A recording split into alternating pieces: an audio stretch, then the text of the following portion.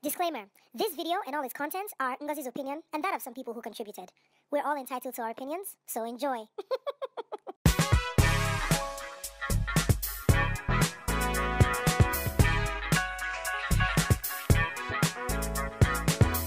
Hi guys, welcome once again. My name is Ngozi, and on this webisode of the Ngee Show, I'm discussing modern parenting.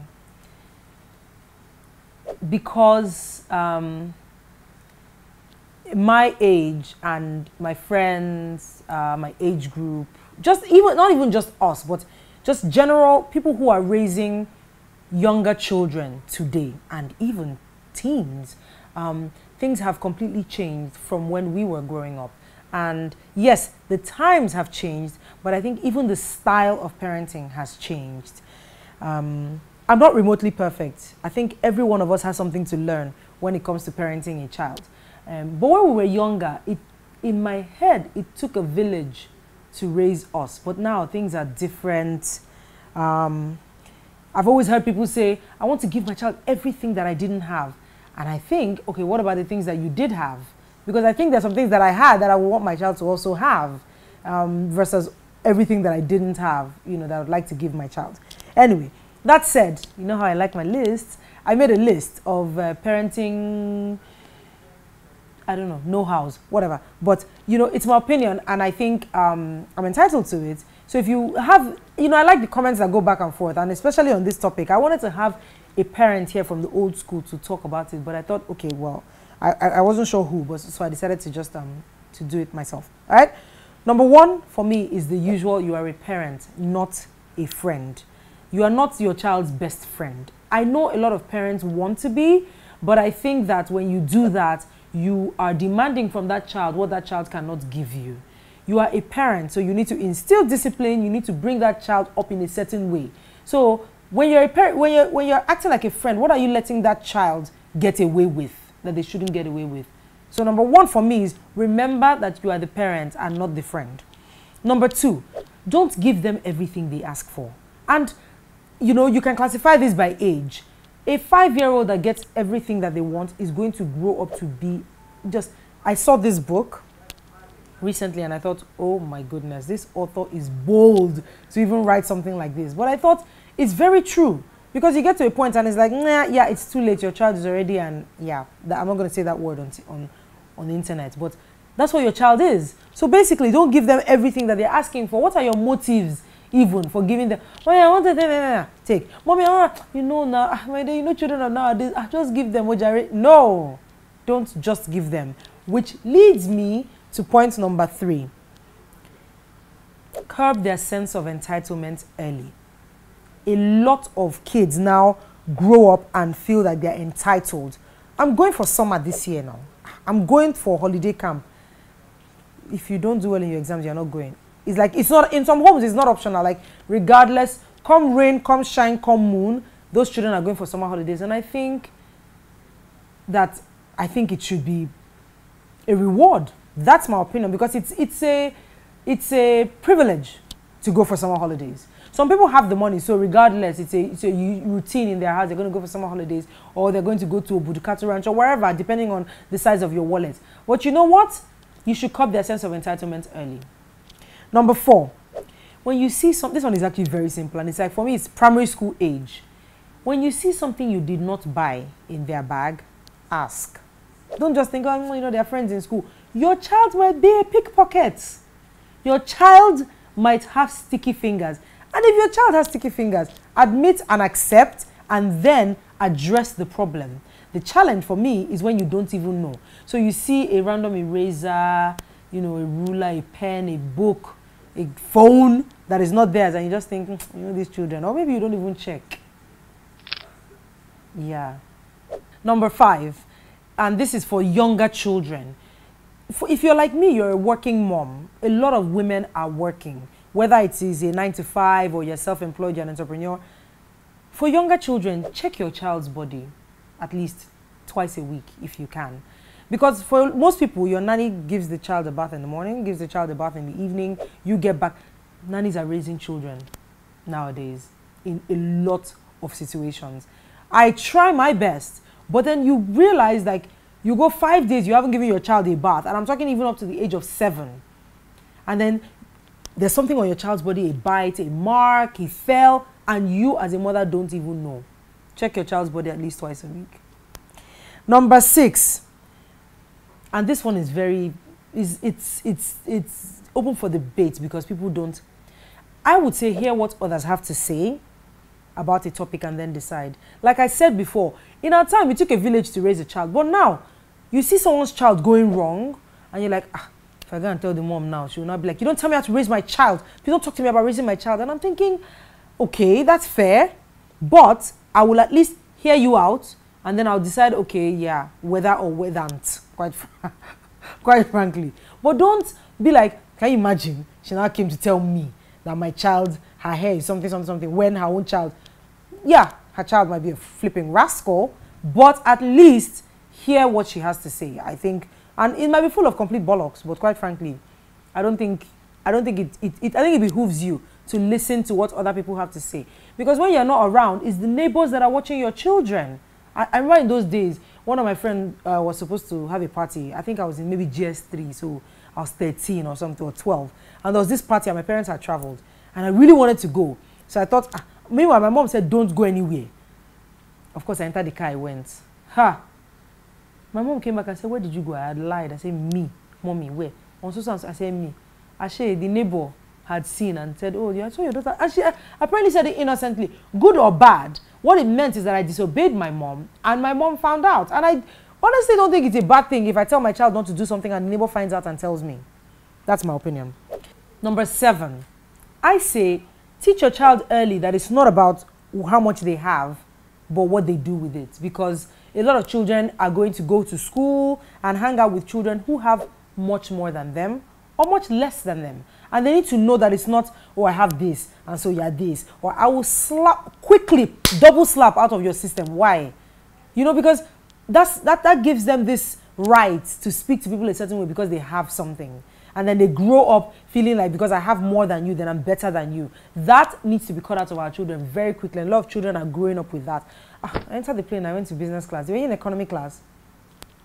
I'm thinking, you are 12. Who taught you that? Number 8, and this one is actually very simple. Simply because we have a lot of sick people out there, a lot of pedophiles and mad people. Don't let your child sit on anybody's lap. I'm sorry. They need to learn it. It's really that simple.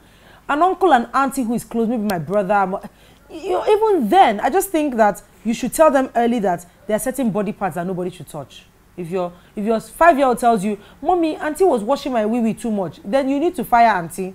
Because whether auntie was trying to keep it clean or not, he has been sensitized to the fact that that part of the body should not be touched that much. So tell your child early there are certain parts of their body that people should not touch by any means, regardless of what it is that they're doing with them. Yeah, the sex talk, you know, the chat, even for your teenagers. I never had the chat. I never had the chat with my parents or my mom.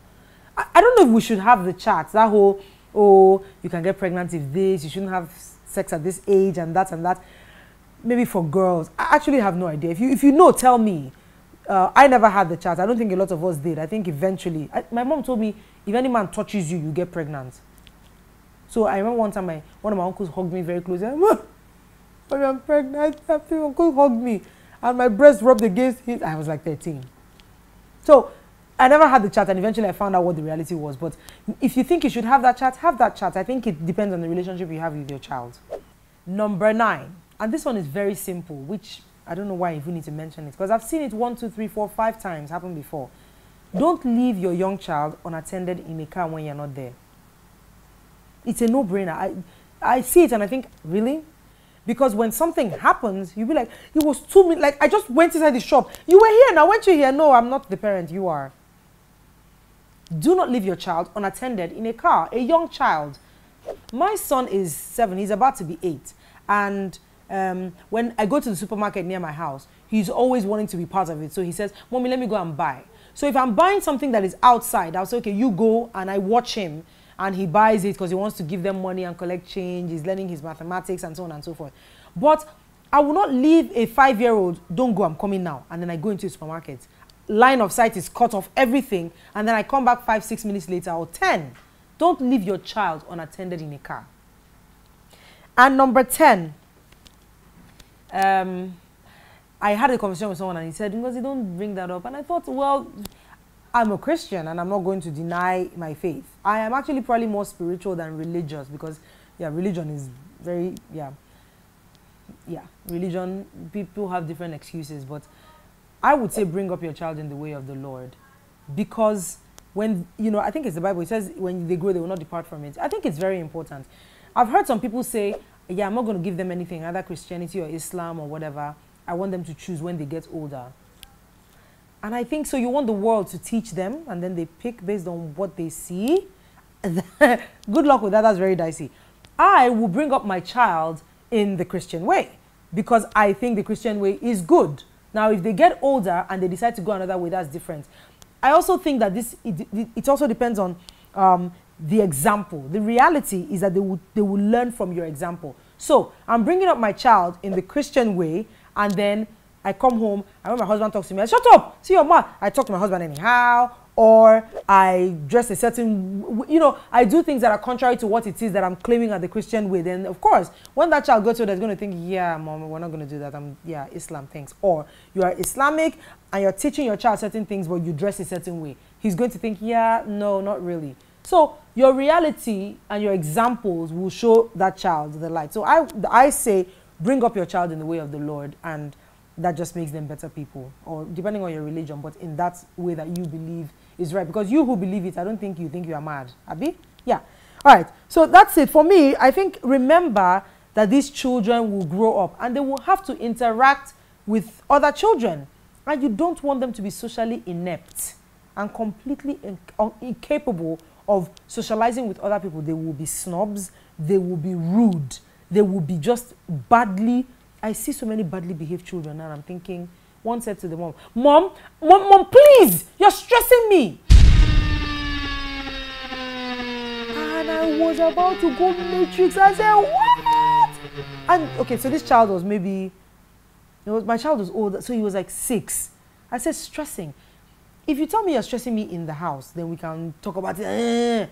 But your child must learn that outside you do not speak to me a certain way. It's really just unacceptable. I'm sorry. I will slap you from under here like, pow!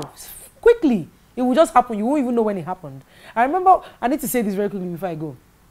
I was on holiday with my son and we were walking through a mall and he saw one of these balloons. I tell this story all the time. He saw one of these balloons that hang. It was a character like Disney something. And he said he was maybe 4. Mommy, I want. And I thought, okay. I was like, Michael, we're going to McDonald's. When we get there, I'll give you a balloon because they're giving them out for free. I want this one. I said, okay. So I went there and I said, how much? And he said, £5. I said, for this one balloon. I mean, yeah, it wasn't that expensive, but I thought for a balloon, no, I'm not going to spend it. Let's go. I want the balloon. I said, I will get you one in McDonald's. My son proceeded to stomp his feet. Pam, pam, pam. And then he sat on the floor and crossed his hands.